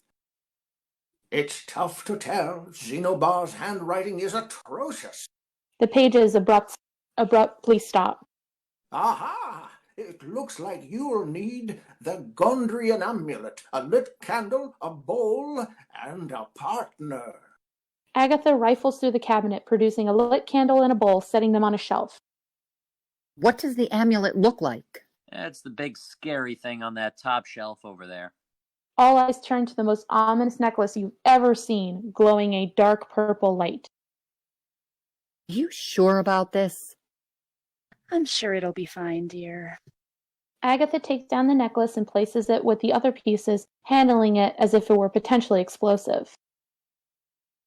Okay, now, just for the partner. What do you have to do? A page flip.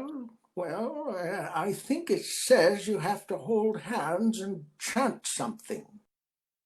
None of you have hands. But Len does. Len perks up. Lucy runs to him, nudging him out to the middle of the room. And now, you just need a good head on your shoulders. Lucy runs to Frank, grabbing him with her mouth. Hey! Lucy scales Len, putting Frank inside his helmet and adjusting his placement. Hey, all right, I could get used to this. Okay, what does it say we should do with all this? Well, I'm having trouble making it out, but I think you need to stand the candle in the bowl and sit around it first, and then you put on the amulet, Agatha. Agatha and Len do so. Lucy takes up her position atop the foot of the bed to watch. What now, boss? A page flips. Well, this either says silence drowns the sound, or someone put me down. Silence drowns the sound. Beats me. Beat. Then Lucy gasps. I know where that's from. It's in his meditation tapes. Tapes? Don't worry about that. It's magic-y stuff. He repeats that over and over when he's stressed, and it seems to calm him down. So what do we do with that? Well, maybe you need to meditate. Agatha takes Len's hands, closes her eyes, and starts to hum. Silence drowns the sound. Silence drowns the sound. The amulet starts to vibrate and change color to blue, then bright green. Len seems to laugh without sound before joining in on vowel sounds. Silence drowns the sound. The amulet sparks light, enough to startle but not to burn, crackles, then stops abruptly. Ugh, it'll never work. Lucy hops down and into Agatha's lap, nuzzling her stomach. I'm sorry, hon. I know this is stressful. I know I wouldn't like to be locked in someone else's room. No, it's not that now. What is it, honey? What if she wasn't abducted at all? And she didn't send word, isn't that she was kidnapped, but that she doesn't want to see me. Oh, my dear, that can't be true. Things are usually so busy around here. She's probably lost track of time. Yeah, and I can't imagine anyone not wanting to hang out with you. And that's coming from someone you threw at a building. Really think so, Frank? I really do. The amulet starts turning pink. Ah, that's it. You mustn't have to say the line after all. It's just to help you relax. Breathe, honey. You can do it. Agatha takes Len's hand with one of her own. She hesitates with the other, then uses it to pet Lucy, who curls a contented tail around Len's foot to complete the circle. Agatha closes her eyes and takes a deep breath before opening one eye to Jeffrey, who nods to her. Both eyes close again. She breathes slowly and deliberately, and then meditatively. The amulet turns pink, then yellow, then white, lifting off her chest.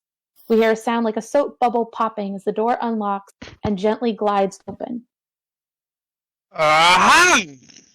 Agatha opens her eyes and sees the door. There is much rejoicing. Yes! Oh, thank you all so much!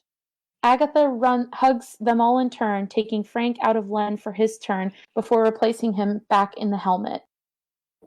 Anytime, Agatha. Now go to her. She'll be so happy to see you. Agatha heads for the door, stops, then goes back to grab the rope from earlier. She scratches behind Lucy's head and kisses Frank on the top of his head for good measure, then checks her corners outside of the door. No guards? Nope.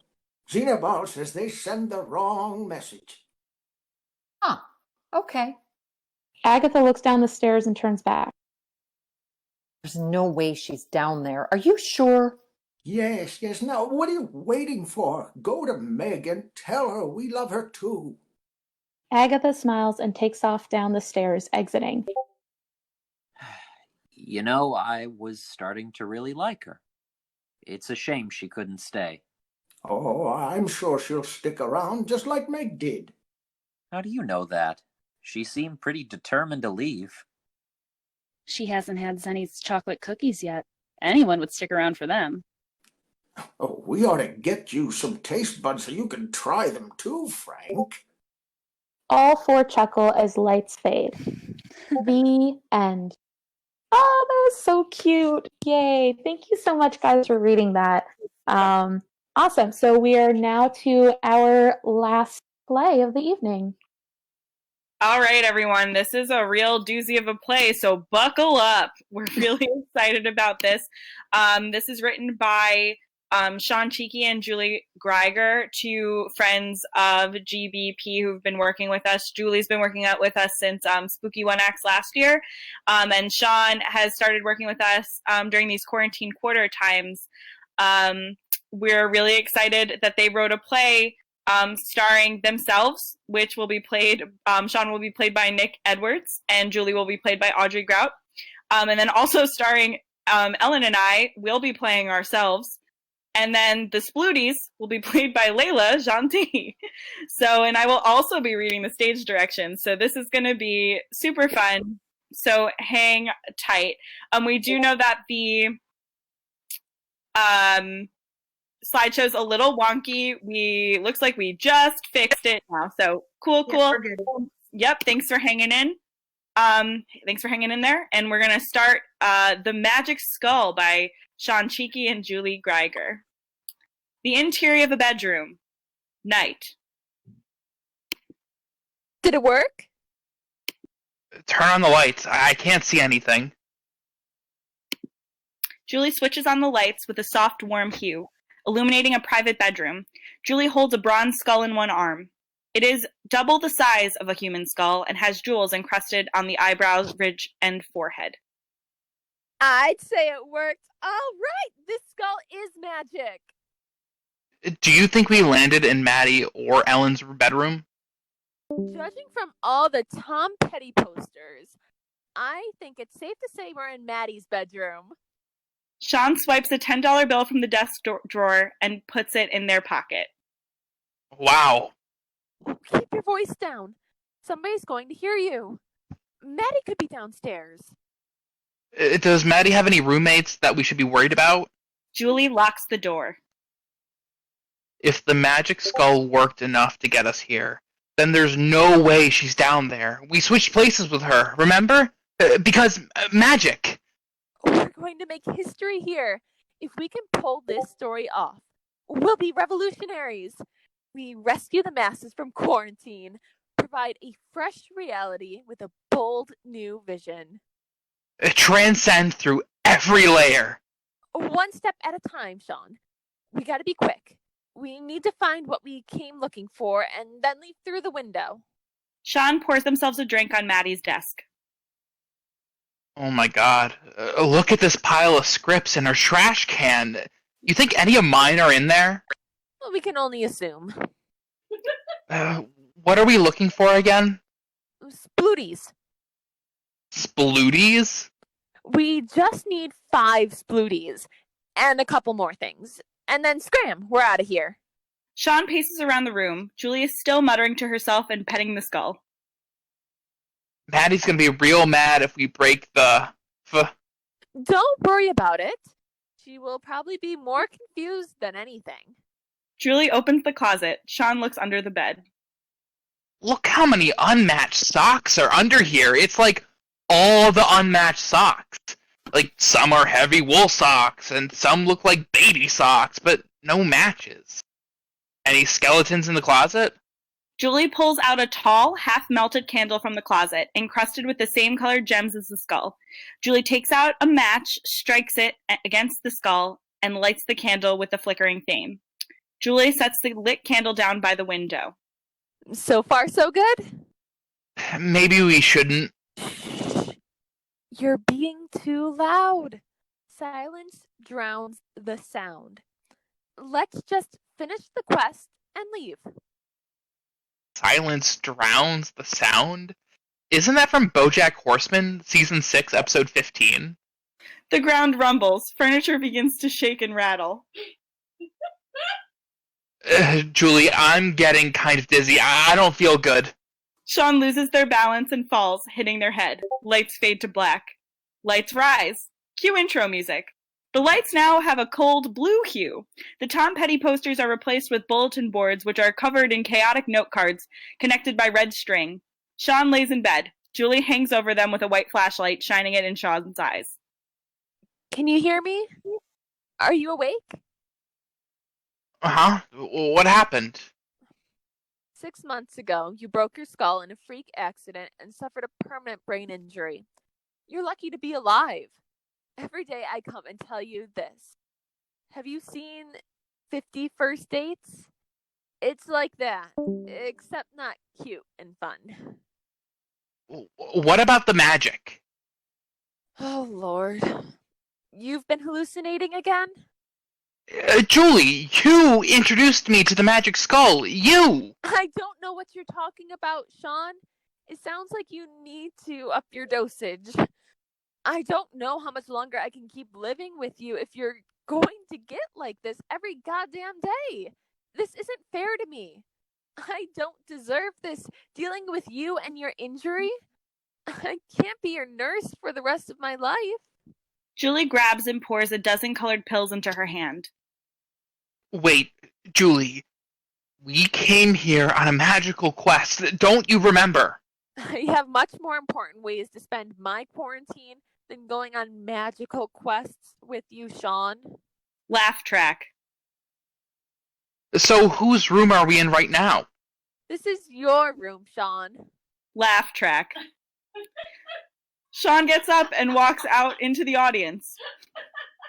And who the hell are all these people? How long have they been there? Shawn touches the shoulder of an audience member. I don't see anyone, Shawn. You're having another episode.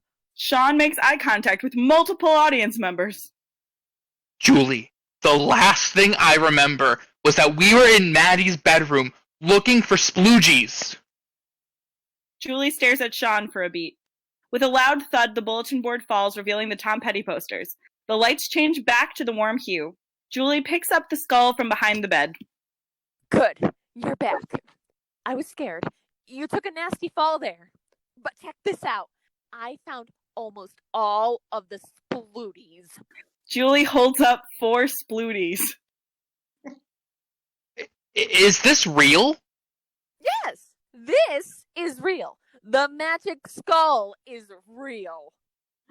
How did you find the splooties? Shawn, I don't need to explain or validate my accomplishments to you. Now, can you help me look for the shoelace so we can get out of here? I think I've taken psychic damage from that fall. I'm knee-deep in this magical skull bullshit here, and I have to admit, it's pretty jarring. I'm getting a little overwhelmed too. This is serious business. We need to stick together and hold tight so things don't get too crazy. When did we find the necklace? Shawn is wearing a golden necklace encrusted with colorful gems. You found the necklace! The magic is working, Shawn. If I just go in circles enough times, does that help? Shawn walks in circles. Yes! It's helping me gain enough power to summon a shoelace. A puff of smoke. We're doing it! Shawn continues to walk in circles more fervently. Who keeps a pineapple in their bedroom? It doesn't even make any sense. Uh-oh. Shawn, too much magic. Too much. It's for the grandmas. Shawn, you're really pushing it. Shawn is running in circles. Don't you see? This is just a play. This isn't real. These are all just props. Shawn, stop. You're going to break it. Shawn trips over their shoelace and falls over, knocking one of the stage walls down. Oh no! The fourth wall! That wasn't the fourth wall. The fourth wall is over there. Shawn points to the audience. Laugh track. Cut! Maddie enters wearing a director's cap. Hey, can we do it again? Starting from the top. Shawn lifts the stage wall back up. Was I good? Should I point with my left hand or my right hand? Shawn, it's all a bit much. Left hand. Juli, you were perfect. Okay, people, from the top. Shawn resumes going in circles. Don't you see? This is just a play. This isn't real. Shawn, stop. You're going to break it. The stage wall falls down. Oh no! The fourth wall! That wasn't the fourth wall. The fourth wall is over there. Shawn points to the audience with their left hand. Oh my god. The magic skull. Where did it go? We did it all backwards. It was supposed to bring our plays into real life, but instead, it's turned real life into a play. Too much magic. Laugh track. We have to escape this nightmare while there's still time. Laugh track. If only you hadn't hit your head. I think that... What? Oh, sorry. I see that was Juli's line. I don't know why I had it highlighted. Sorry. Should we take it from the top? We don't have time. Just keep going. If only you hadn't hit your head. I think that set off a cataclysmic chain reaction. Now, I don't even know what the real timeline is anymore. Blackout. Cool-hued lights rise. Bulletin boards. All magic props hidden. Shawn is in bed wearing a straitjacket. Juli is feeding Shawn pills. Every day with this? That's it. I'm leaving you. Another loud thud. Worm-hued lights. Tom Petty posters. All and more magic props out. Shawn rips off the straitjacket and begins drawing on index cards with broken red crayons. Reality is breaking, Shawn! We have to get out of here! Magazines fly off the bookshelf and flutter through the air of the room. Eylyn grows increasingly skeptical of the logistics and practically is out of ideas. How are we going to do any of this? I have a projector. I can project animations on the wall. And what are the splooties supposed to be? Hi, I feel like I should interject here. I can speak for myself. Shawn suggested I look like sour gummy worms, but I can be anything, really. I saw it as a funny placeholder, but we never ended up actually fixing it. This isn't Mad Libs. It's okay. This is why we workshop. The ground rumbles. Are you telling me in this dimension you wrote this play? You picked me as a character? What the fuck? Don't undersell yourself, Juli. We both wrote this. The ground rumbles. Shawn, stop. Hey everybody, we're just having some technical difficulties here with our Facebook connection.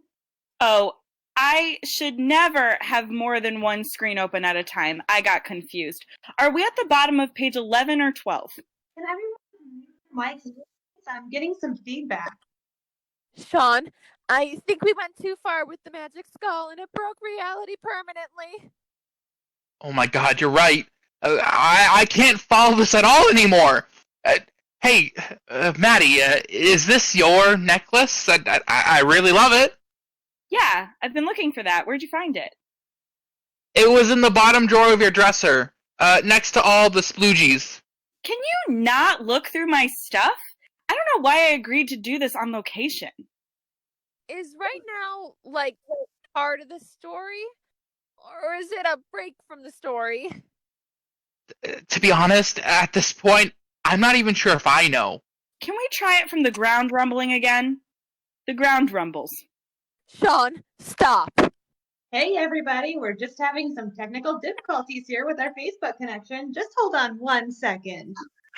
Oh, I should have never had more than one screen open at a time. I got confused. Are we at the bottom of page 11 or 12? Can everyone mute their mics, please? I'm getting some feedback. Is everyone wearing headphones? How long does this go for? Another few pages. Laugh track. Well, we really tried, but I think you just need to trash the script and start over. I appreciate the creativity, but it's just going to confuse everybody. She's right, Shawn. I wrote this with you, and I'm still confused. Yeah, who are you trying to be, Justin Pope? Why would you set your play in my bedroom? I was just working with the prompts. A skull?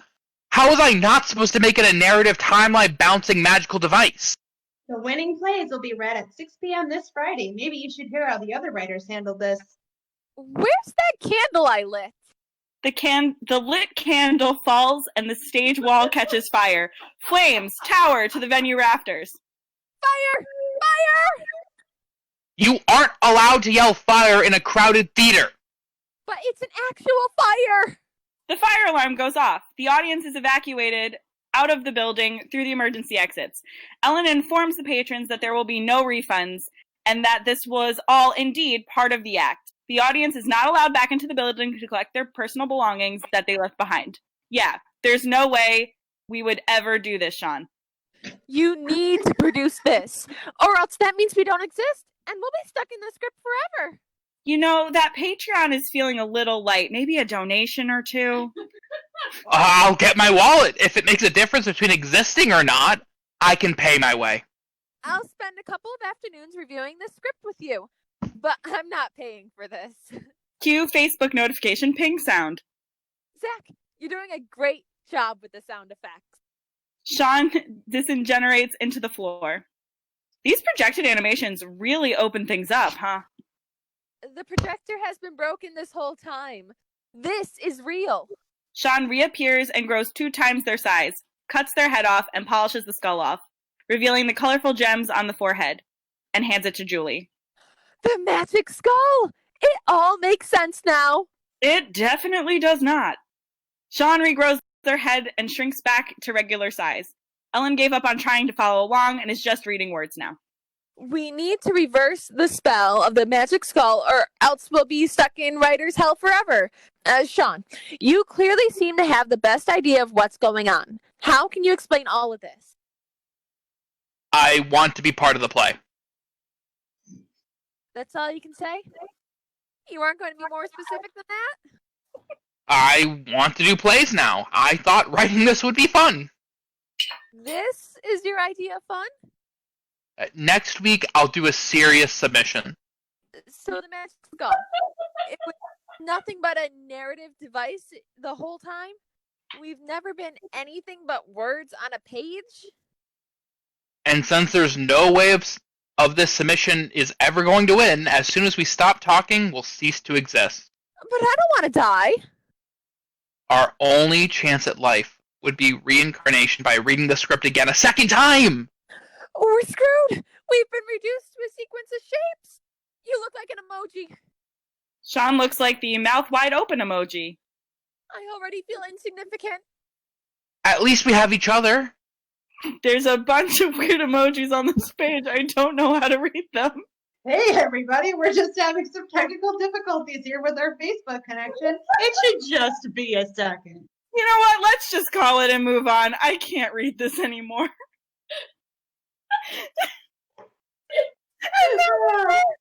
That's it. Oh my god. That was incredible. I mean, I'm gonna just post in here, as long as it's cool with Juli and Shawn, the emojis at the end. I don't know how to describe them, but they were very funny. Yeah, we got to the top of that page and I go, oh no, what's she gonna do? My brain broke halfway through this. So, oh no. Yep, there it is, everybody. That's what the script looks like. But thank you so much for joining us. I wanted to say one more time, Eylyn, Leyla, and I are so grateful you tune in every week with us. We really look forward to putting this stuff on. Really huge special shout out to Katie Schwebka, Ryan Schlia, Sean Lewis, who happens to also be Sean Chiki. My mind has just exploded. I don't know what's going on. We didn't know. Didn't know that. And Wayne Conover for being patrons. If you liked what you heard tonight, or if it confused you, or if it intrigued you, who knows? Please take a look at our Patreon. We'll put a link in the comment box below. $5 goes a long way for us. We're looking to pay our actors and to, buy spaces and rent spaces, not buy them. We don't have that kind of money, but rent spaces and put on the best shows that we can, and it's really going to help us out for next season, and it's really going to help us out for this podcast that we're trying to get off the ground as well. And you can you can get some really cool prizes and everything. We do have our next prompt going out tonight, and because all of you listeners are so loyal, you get to hear it first. They will be emailed out at 9:00. If you know anybody who wasn't able to make the reading tonight that is looking to read, have them email us at greenbuffaloproductions@gmail.com. Elle, do you want to talk about the prompts? Yeah, I have them pulled up right now. So if you want your prompts early, you can grab a pen or your laptop or whatever and write them down. So for each week, we do something, we do the same format every week. We have 3 lines of dialogue, 3 props, and 3 settings. Each play must use all 3 props listed, 1 of the settings listed. Please try to use 1 setting. It is possible to do a couple different settings, but it's pretty tricky for a stage play or a stage reading of a play, or reading of a stage play rather. But yeah, one of the settings is probably your best bet. And then at least 1 of the lines of dialogue, but you can use 2 lines of dialogue for a bonus or all 3 lines of dialogue for a bonus. And this week, mini drum roll, the dialogue is number 1, just give it to me. Number 2, I'm too sad for pants. And 3, can you hold this?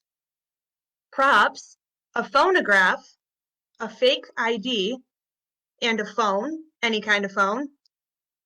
And the setting options are an office, a summer camp, or a storage room or closet, depending on what you want. So I'm going to post this in our own little Discord here that we have the readers and writers. But if you do want those writing prompts and didn't get all of them up, just email us quick and we'll send it out to you with all the guidelines for writing. All the submissions are 10 to 15 pages for a play. The typical kind of standard submission guidelines for a 10-minute, 1-act play. But we will give you all of those guidelines in our email. All right, thanks so much for joining us, everybody. We'll see you next Friday with another Quarantine Quarters. If you're interested in being a writer, as we said 100,000 times, everybody should write. Please email us. Also, if you're interested in being a reader, please email us as well with Quarantine Quarters reader or live reading, reader, actor, whatever you want to say. And just let us know that you're interested. And we'll put you on our list of people. We're always interested in working with people new to acting, have been doing it for 100 years, whatever. But thanks so much for joining us again. We'll see you next week. Bye. Thank you. Bye.